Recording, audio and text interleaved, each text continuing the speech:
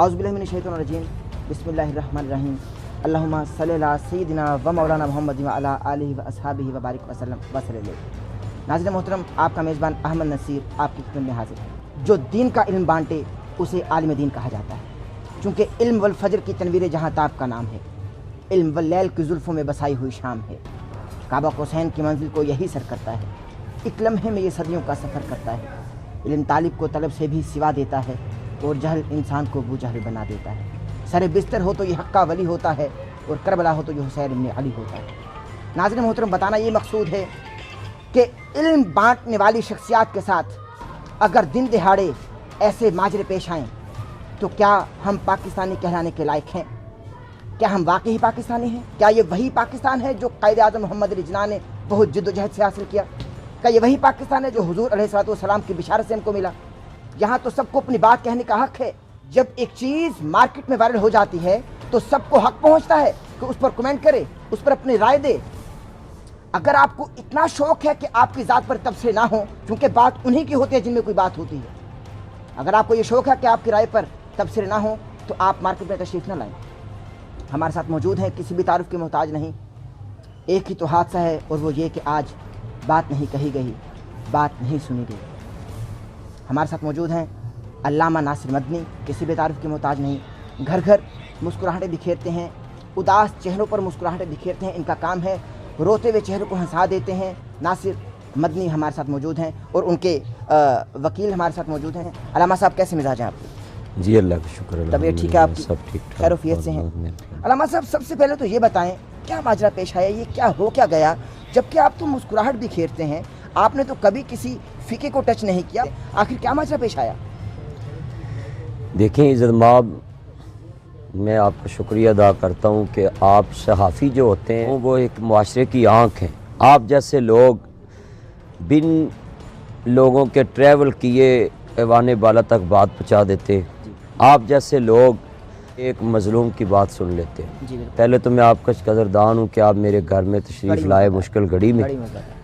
دوسرا دیکھیں، میری پہچان میرے لہجے اور میرے ایک دنیا کے الگ خطابت کے انداز میں ہے، اور میں نے پورے پاکستان میں ملک کی سلامتی کے لیے کام کیا، اداروں کی عزت کے لیے کام کیا، اور اسلام کو آسان سے آسان کر کے گاؤں تک لوگوں تک رسائی دی کہ ہمارا اسلام یہ کہتا ہے۔ جو لوگ کبھی مسجد میں نہیں آئے، جو مولویوں کے پاس نہیں بیٹھے، ان کو ان کے موبائل کے ذریعے، واٹس ایپ کے ذریعے میں نے دین پہنچا دیا، اور ہلکے پھلکے انداز میں ان کو مسکراہٹ بھی دی اور اس میں پیغام بھی چھوڑا۔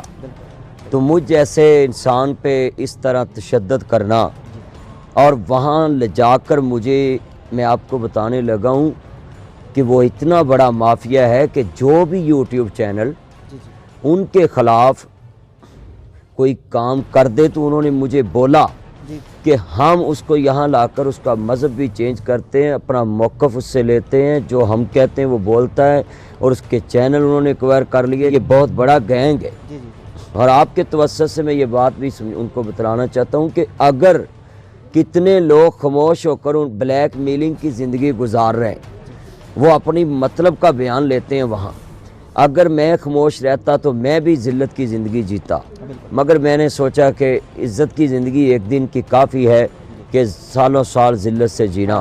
اور میرے اس پریس کانفرنس کرنے کے بعد آنے والے لوگوں کو حوصلہ ملا، علماء کرام کو اور لوگوں کو، کہ اگر کوئی آپ کے ساتھ زبردستی اس طرح کوئی ویڈیو بناتا ہے اور تشدد کرتا ہے تو آپ نے خاموش نہیں رہنا، سانچ کو کبھی آنچ نہیں ہے۔ بابے بلے شاہ نے بڑی سونی گل لکھی، پنجابی دے صوفی نے، اور پنجابی زبان چ انہوں نے بہت لوگاں نو اندر دی گل سمجھائی، جڑے لوگ کسی دی اندر دی نبض تے جا کے ہاتھ رکھ دے نے، او گل اثر رکھ دی۔ جیسے وہ کہا، دل سے جو بات نکلتی اثر رکھتی ہے، پر نہیں مگر طاقت پرواز رکھتی ہے۔ کہندے نے سچ آکھیاں پانبڑ مچدا تے جھوٹ آکھیاں کچھ نہیں بھائیدا۔ سچ کہہ دو، سچ میں برکت ہے۔ وہ 40 سال کے بعد انسان کو دنیا میں باور کرا دیتا ہے کہ یوسف علیہ السلام جو مظلوم تھے اور بھائیوں نے ظلم کیا، اور جنہوں نے دل میں جھوٹ چھپائے رکھا وہ پیغمبر کے گھر میں رہ کے بھی برکت حاصل نہ کر سکے، اور جس نے اپنے بھائیوں کا ظلم سہ کر بھی اپنے دل میں ان کے بارے میں انتقام نفرت نہیں رکھی، وہ مصر کے پردیس میں جا کر بھی تحت کا بادشاہ بن گیا۔ تو میں آپ کو بھی یہی اپیل کروں گا کہ ایسے لوگوں کو آپ ایکسپوز کریں کہ جو کسی مظلوم سے ظلم کر کے اپنی عیاشی اور اپنا دھندا بدماشی کا بتہ طلب کرنا اور اس کو بلیک میل کرنا، اور پھر کسی کے کہنے پہ اندھا کام کرنا کہ اس کا کوئی قصور بھی نہ ہو۔ اگر میں پوری دنیا میں کلپ یہ جو میرے وائرل ہوتے ہیں ہر ایشو پہ، تو میری کسی سے ذاتی دشمنی تو نہیں۔ جب وہ مارکیٹ میں آتے ہیں تو جب ایکشن آتا ہے تو اس کا ری ایکشن بھی آتا ہے۔ اس لیے میں نے تو صرف جو بھی بات کرتا ہوں صرف اصلاح کے طور پہ، مگر ہلکے پھلکے تھوڑا سا لائٹ انداز میں کرتا ہوں کہ غصہ بھی نہ کو کرے۔ یہی میرا مشن ہے کہ میں لوگوں کو پیغام اس انداز میں۔ مدنی صاحب نے، علامہ صاحب نے یہ ثابت کر دیا کہ بالکل یہ پیر نصیر الدین نصیر کا یہ شعر ان پر صادق آتا ہے کہ عزت سے نہ مر جائیں یوں نام محمد پر، یوں بھی کسی دن ہم نے دنیا سے تو جانا ہے۔ مان علامہ صاحب ہوا کیا ماجرا اصل میں، بیک گراؤنڈ کیا حقیقت ہے، کیسے آپ کو بلایا گیا، بلکہ پہلے کھانا کھلایا گیا، مہمان نوازی کی گئی، یہ کیسے بڑے مؤدب بے ادب ہیں؟ یہ وہی ہوا، دیکھیں جیسے حضرت نواسہ رسول کو مہمان بنا کر، یعنی ان کی عادت ہے کوفیوں ہاں جیسی، جی، گھر بلاتا ہے مار دیتا ہے، جی یہی ہوا۔ کوفیوں نے بھی آل رسول سے ایسے کیا، تو میرے ساتھ بھی یوں ہی ایسے ہوا ہے کہ مجھے انہوں نے بڑا پہلے بہلا کے لاہور سے ایک آدمی بھیجا، وہ ساتھ گیا ہے اور وہاں لے جا کر بٹھایا ہے۔ اچھا علامہ صاحب، سوری ٹو انٹرپٹ یو، آپ مجھ کو یہ بتائیں کہ آپ کو پاکستان بھر سے، ملک بھر سے کالز آتی ہیں، آپ یوں کیوں کسی کی کال پر چلے جائیں گے بھائی، جب آپ کو معلوم ہے کہ یہ ان نون نمبر ہے، جب آپ کو پتہ نہیں ہے یہ میرے جاننے والا نہیں ہے، اب جب میں آپ 3-4 روز سے میری ٹیم آپ سے رابطہ کر رہی ہے، آپ کو معلوم ہے کہ بھائی یہ کوئی شخص ایسا ہے کہ جو گھر گھاٹ کا ہے، جب آپ کو معلوم نہیں کہ بھائی یہ باہر کی ریاست سے آپ کو کال آتی ہے، آپ کے دل میں لالچ تھا؟ کیا لالچ آ کے جو آپ پیسوں کے لیے چلے گئے؟ کیا ماجرا تھا؟ لوگ جاننا چاہتے ہیں بھائی۔ دیکھیں کل میں نے خطبہ جمعہ میں بھی بول دیا کہ میں ممبر رسول پہ کہتا ہوں کہ میں نے اس کو 1 روپے کا بھی مطالبہ کیا ہو تو قیامت کو بھی میں دیندار ہوں اس کا۔ اچھا، وہ جو سٹار لوگ ہوتے ہیں نا، آپ کو پتہ ہے کہ یہ ایک لفظ کے بھوکے ہوتے ہیں، بالکل، لوگ کہہ دیتے ہیں جی ہم آپ کے فین ہیں۔ تو اگر اس دور میں سوشل میڈیا کے دور میں ریکارڈنگ چلتی ہے، ہم اس کو نظر انداز کریں تو آپ کو پتہ اگلے دن کلپ چلتا ہے کہ دیکھیں جی یہ کتنے متکبر لوگ ہیں، یہ بات نہیں کرتے، اپنے چاہنے والوں کو رسپانس نہیں دیتے۔ اس نے بولا کہ میں لنڈن پلٹوں، میں آپ کا بہت چاہنے والا ہوں، اور یہ کرونا کا مسئلہ چلا ہے، اس کے بعد میں آ گیا ہوں ادھر، میں بچا ہوں، آپ ادھر آئیں۔ میں نے کہا پروگرام تو میں نے کرنا نہیں، پابندی ہے۔ تو اس نے کہا یہ دوائی ہو جائے گی۔ میں نے اجوا ہوٹل میں، شیر جان ایک میرا دوست تھا، وہ ساتھ کھانا کھا رہا تھا، اس کے کھاریاں کینٹ میں رہائش ہے، تو میں نے کہا چلو میں اس کے ساتھ ہی ملوں گا، میں لگ نہیں ملوں گا۔ وہاں تک تو میں بالکل محفوظ تھا اجوا ہوٹل میں، ویسے ڈائریکٹلی نہیں چلے گیا، وہ میں نے دوست کا سہارا لیا ہوا تھا کہ وہ میرا دوست ادھر بہت با اثر ہے، اس کے ہوتے ہوئے تو اس نے کچھ نہیں کیا۔ یہ وقت کیا تھا؟ یہ شام کے ٹائم جب میں 8-8:45 بجے اس ہوٹل میں پہنچا، اس کے بعد 2 گھنٹے 1.5 گھنٹہ اس ہوٹل میں ہم رہے، اس کے بعد وہ سارے لوگ ادھر 2-4 موجود تھے، جس نے واٹس ایپ پہ کال کی وہ اس نے ریسیو کیا مجھے، اور جو اس کے ایک ساتھی تھے وہ ادھر ہی بیٹھے تھے سامنے، وہ تصویر بھی نہیں کسی کو بنانے دے رہے تھے، ویڈیو بھی، بلکہ کہتے ہیں یہ مشہور شخصیات بڑے پیسے لے کر آتی ہیں۔ میں نے کہا اتھے بیٹھے ہی کہ میں کہا جی بالکل ٹھیک ہے، میں کہا یار یہ بندہ کیسا ہے، لوگوں کو تصویریں بھی نہیں اتارنے دے۔ جب تھوڑی سی پرینت کے لیے وہ باہر جاتا تھا تو وہ ویٹر دوڑ کے میرے ساتھ تصویر بنا لیتے تھے، اور لوگ پاس بیٹھے تھے اٹھ کے کھڑے ہو کے کھانا کھاتے چھوڑ کے میرے ساتھ ویڈیو بنا کے چلے جاتے۔ وہ دوست کو بھی روکنے لگا، میں اس کو نہ روکنا، یہ میرا دوست ہے خاص، اس نے بنا لی وہ تھوڑی سی سنیپ چیٹ، اور محفوظ ہو گیا وہ بھی۔ تو اس کے بعد اس نے بولا میرے گھر چلو، میری والدہ بیمار۔ تو میں نے کہا یار، وہ کہتا جی نہیں میری والدہ کو ملے، ان کے لیے دعا کرنا، بس یہ لفظ ماں پہ میں چلے گیا ہوں۔ اس کے بعد پھر جو ہوا ہے وہ ساری دنیا نے سن لی۔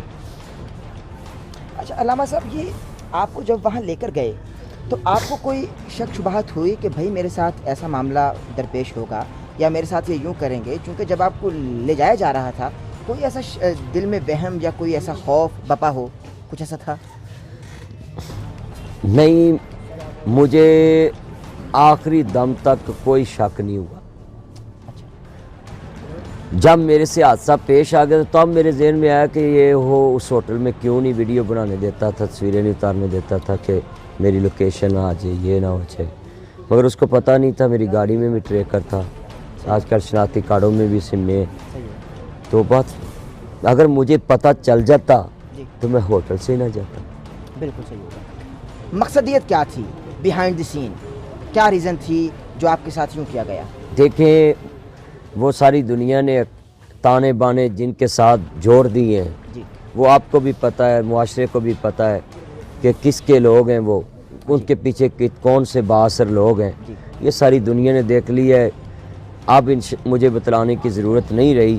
یہ تحقیقاتی ادارے ملک کی سلامتی کے، یہ ہماری لاہور پولیس، پنجاب پولیس، پاک آرمی اور پاک ISI اور پاک FIA، یہ سارے انشاءاللہ ان تک پہنچ جائیں گے۔ مجھے امید ہے کہ ہمارا پاکستان محفوظ ہاتھوں میں ہے، اور انشاءاللہ ادارے آئندہ کسی کو جرت نہیں دیں گے کہ وہ اس طرح کے آدمی پہ ہاتھ ڈالے کہ جو امن کا پیغام دیتا ہو۔ مدنی صاحب، جو 4 ملزمان پکڑے گئے یہ کون تھے؟ چونکہ پنجاب پولیس پر تو اب تک الزام ہے جو ازل سے میرے خیال سے اب تک رہے گا، چونکہ اگر آپ کا ایک مسئلہ حل ہو گیا تو پوری عوام کا مسئلہ حل نہیں ہوا۔ جی لوگ بے گناہ پکڑے جاتے ہیں۔ آپ یہ بتائیں، جو 4 ملزمان پکڑے گئے وہ کون تھے؟ کیا وہ گناہ گار ہیں؟ کیا وہ برابر کے شریک ہیں؟ یہ جو 4 ملزم پکڑے ہیں یہ بھی انہی ملزموں میں سے ہیں، بلکہ ان میں سے تو ایک ایسا بھی ملزم ہے جو میرے ساتھ گاڑی میں بیٹھ کے آخری دفعہ میں چھوڑ کے گئے۔ اچھا، یہ وہی ملزم ہے، تو ان یہ کا ہی کیا ڈیرا، ان کا ہی اسلحہ استعمال ہوا۔ اچھا، اب وہ کیا جو دوسرے ملزمان جنہوں نے آپ پر تشدد کیا، میرے خیال سے استری سے آپ کو ڈراتے رہے؟ دیکھیں، وہ جنہوں نے میرے پہ تشدد کیا، مجھے استری دکھاتے رہے، میرے انہوں نے داڑھی اور سر کے بال ختم کرنا چاہے، وہ 8 سے 10 لوگ تھے اور 6 فٹ ان کے قد تھے، کسی کا 5.5، کسی کا 6، اور وہ اپنے آپ کو عباسی اور راجے کہتے تھے۔ وہ ان کی بولی پنڈی کی تھی۔